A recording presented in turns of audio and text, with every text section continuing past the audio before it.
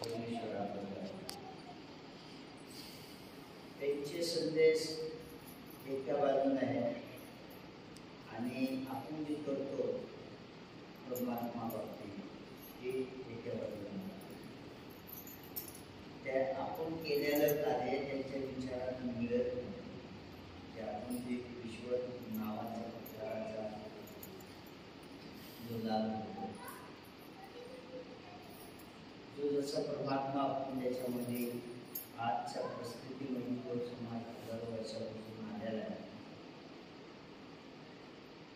त्या परमेश्वराला मानण्यासाठी पूजण्यासाठी जे आम्ही प्रयत्न करतो ते आमच्यासाठी हिताचे आहेत का नाही हे सध्या आपण तशी तपासतो. गुरु रविदासांचे ईश्वर परमात्मा परमेश्वराचे विचारधारा ते आमच्यासाठी खूप हिताचे महत्त्वाचे. कारण एवढं मोठं कार्य आपल्या मुलात सद्गुरू रविदासांनी जन्म घेऊन त्या व्यवस्थाला चॅलेंज केले. शिकवण बरेच आपल्या लोकांना माहिती. रविदास महाराजांनी जे आज आपण आपले पूर्वज होते 1000 वर्षापासून आले ते आपल्याला मंदिरात प्रवेश करू देत नाही. आपल्याला आपली सावली त्यांच्या अंगावर वगैरे करू देत नाही. देवाची भक्ती नाही, सन्मान नाही. जनावरांपेक्षा जास्त आपल्याला मुलीची जन्म बोलत आपल्याला आपल्यावर तेवढा अन्याय होतो.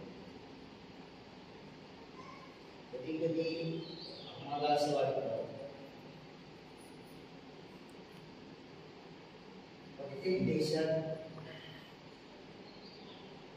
ईश्वर नावाच्या प्रकाराला इथं 2 ठिकाणी एकच विचार आहे, इथं 2 ठिकाणी मानतात, इथं 3 ठिकाणी 4 ठिकाणी.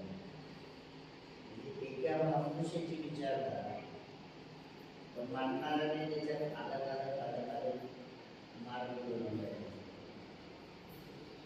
तसं सद्गुरू रविदास महाराजांनी ज्यावेळेस जन्म घेतला त्यावेळेस सगळ्यात पहिले त्यांनी काम केलं की हे देश आहे, त्या देशातले जे लोक आहेत आणि या लोकांमध्ये कुणाला सन्मान आहे आणि कुणाला सन्मान नाही आहे ते त्यांच्या ज्यावेळेस ज्ञान आधारित प्राप्त झालं आणि मग ती व्यवस्था त्यांना सुरू झाली की या देशामध्ये उदाहरण आहे लगभग 6,700 जाती आहेत माणसं. वास्तव जात माणसाची एकच आहे, रूप नर नारी.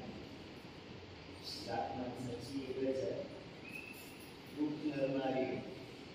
तर ह्या व्यवस्थानं कर्म जो मनुष्य करतो तर त्या कर्माचं नावच जातीवर माणसाला लावून अगर आमच्या पूर्वजांनी चमड्याचं काम केलं असेल तर त्या चमड्याला आपल्या समोर बोलून आपल्याला चांगलं म्हणतो. तसं प्रत्येकाला पूर्वाला असेल, कोणी सोन्याला असेल, कोणी अनेक असेल, अशा कर्मजाती माणसाला लावल्या.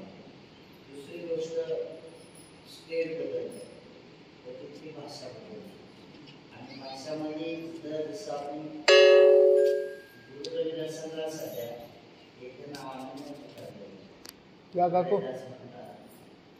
रविदास म्हणतात, कुठं कवी म्हणतात, कुठं अनेक अनेक नावाने गुरु रविदासाला होतात. गुरु रविदास हालत नाही, येते देश येते आणि आपल्याला बी अनेक ठिकाणी आपल्या लगभग जन्म करायच्या जाती या देशामध्ये 1000पेक्षा आहे आणि लोकसंख्या जी आपली आहे सगळ्यात मोठी. सगळ्यात लोकसंख्या मोठी असल्याच्या आव्हान आज आपला समाज त्याचा लाभ घेतो. त्याचं कारण काय की